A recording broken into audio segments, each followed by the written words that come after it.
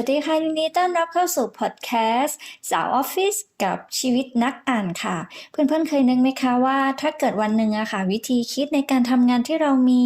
อาจจะใช้กับงานในวันพรุ่งนี้ไม่ได้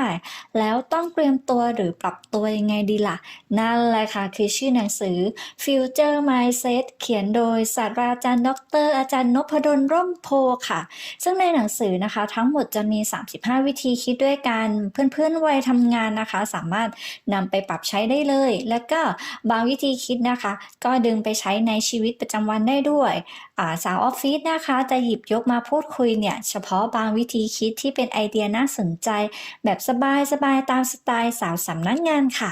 พาร์ทแรกนะคะกับวิธีคิดที่1เป็นไอเดียที่ค่อนข้างแหวกแนวมากๆสำหรับสาวออฟฟิศเลยนะคืออาจารย์แนะนำว่าอย่าทำอะไรตามสิ่งที่ตัวเองลุ่มหลงหรือตามแพชชั่นกับสิ่งที่ชอบอะค่ะเพราะสิ่งที่รักหรือสิ่งที่หลงไหลอาจจะไม่ใช่สิ่งที่เราทำได้ดีที่สุดทวนอีกครั้งนะคะอาจารย์แนะนำว่าอย่าทำอะไรตามสิ่งที่ตัวเองลุ่มหลงหรือตามแพชชั่นเพราะบางทีสิ่งที่เราชอบหรือสิ่งที่หลงไหลอะค่ะอาจจะไม่ใช่สิ่งที่เราทำได้ดีที่สุดอืมน่าคิดนะคะ เช่นเราเป็นคนชอบอ่านหนังสือมากๆ แต่ว่าใช่ว่าทุกคนที่ชอบอ่านหนังสือจะเป็นนักเขียนได้ ลองนึกดูนะคะว่ากับการเป็นนักเขียนเนี่ยจะต้องเขียนประมาณแบบวันหนึ่งวันละ 2,000 คำขึ้นไป ต้องมีการหาข้อมูล ต้องเอามากลั่นกรองเรียบเรียงใหม่แล้วก็เขียนออกมาเป็นเรื่องราวอะค่ะหลังจากนั้นก็อาจจะมีการแก้ไขต้นฉบับหลายๆครั้งกว่าจะตีพิมพ์ออกมาเป็นหนังสือหนึ่งเล่มได้อะค่ะเพื่อนๆคิดว่าไหวไหมคะ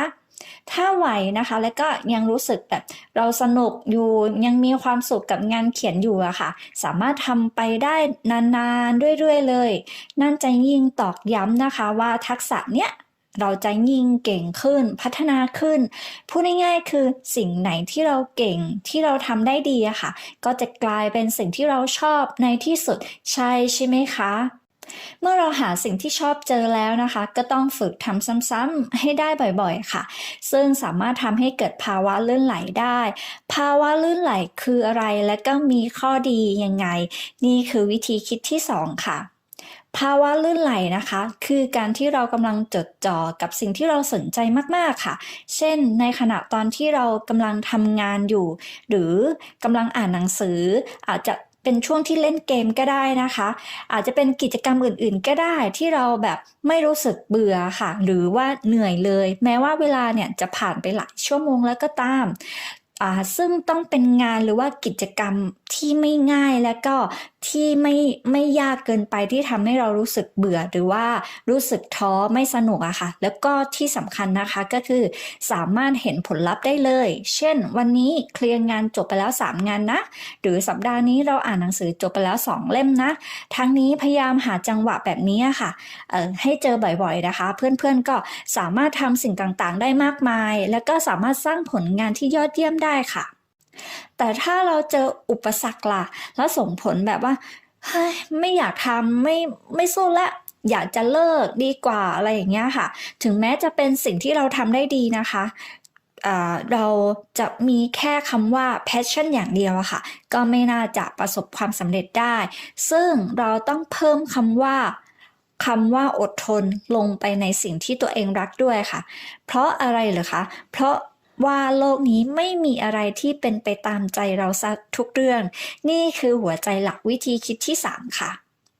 เช่นถ้าอยากเป็นเทรนเนอร์ออกกำลังกายนะคะเราก็ต้องชอบออกกำลังกายด้วยต้องดูแลสุขภาพอาหารการกินการสร้างกล้ามเนื้อการควบคุมอาหาร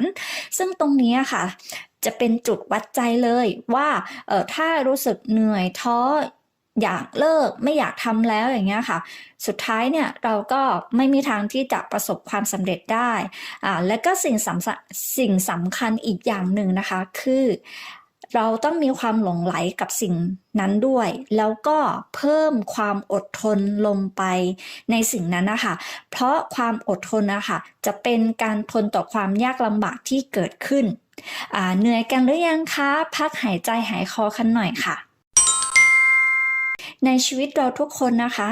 มีความเสี่ยงกัน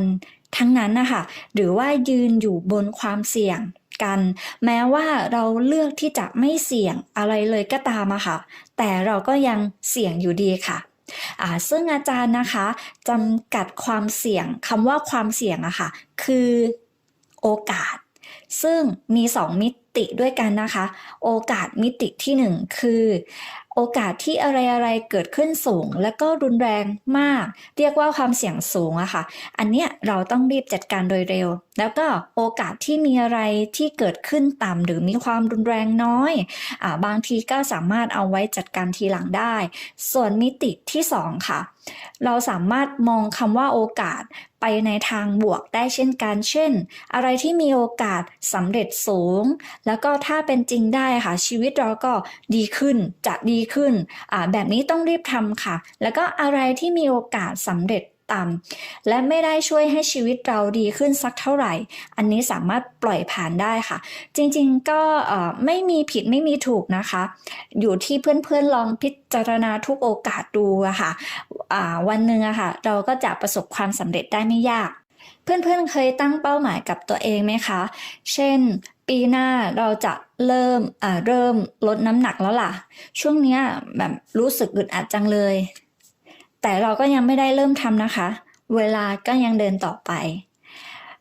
เอาเป็นว่าเดือนหน้าละกันจะไปฟิตเนสดีกว่าแต่ก็ยังไม่ได้ไปฟิตเนสนะคะเวลาก็ยังเดินต่อไปหรือว่าอาทิตย์หน้าก็ว่างอยู่นะจะวิ่งรอบๆบ้านสัก1 รอบละกันแต่ก็ยังไม่ได้เริ่มวิ่งนะคะเวลาก็ยังเดินต่อไปวันนี้ไม่เอาเหนื่อยขอพักนอนทีวีดีกว่าค่ะตอนนี้เรากำลังเดินทางมาถึงวิธีคิดที่5แล้วนะคะเพื่อนๆสังเกตไหมคะว่าตัวอย่างข้างต้นเนี่ยมีอะไรที่เหมือนกันเฉลยนะคะจะสำเร็จหรือจะล้มเหลวต่างกันแค่มีคำว่าจะเท่านั้นค่ะเป็นประโยคที่น่าฉุกคิดนะคะทำไมคนที่ประสบความสำเร็จเขาถึงทำสำเร็จครั้งแล้วครั้งเล่าซึ่งนิยามของอาจารย์นะคะในการมองคนสำเร็จเหล่านั้นเนี่ยคือคนที่ทำในสิ่งที่ตัวเองรักและทำได้ดีด้วยคนที่ประสบความสำเร็จนะคะมักไม่ค่อยพูดคำว่าจะหรือถ้าจะพูดเนี่ยน้อยมากส่วนคนที่ไม่ประสบความสำเร็จนะคะเพราะมีคำว่าจะเต็มไปหมดเลยแต่ก็ไม่เริ่มทำสักทีนะคะเช่นผมจะทำธุรกิจนี้แล้วล่ะผมจะเริ่มแล้วนะพอผ่านไป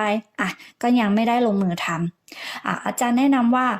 ต้องลองลดคำว่าจะลงค่ะแล้วก็ทำเลยคิดให้ดีคิดให้รอบคอบแล้วก็ทำอย่างต่อเนื่องค่ะอย่าล้มเลิกไม่ว่ายากแค่ไหนเราต้องทำให้สำเร็จแค่นี้เราก็กลายเป็นคนที่มีความประสบความสำเร็จสูงขึ้นแล้วค่ะพาร์ทที่2นะคะกับวิธีคิดที่6เนื่องจากในแต่ละบริษัทนะคะมีทรัพยากรที่จำกัดเช่นกำลังคนที่ต้องรับผิดชอบงานและก็การแก้ไขปัญหาต่างๆในแผนกในบริษัทนะคะซึ่งอาจจะต้องเลือกแก้ไขปัญหาที่สำคัญที่สุดก่อนเพราะว่าถ้าบางทีเนี่ย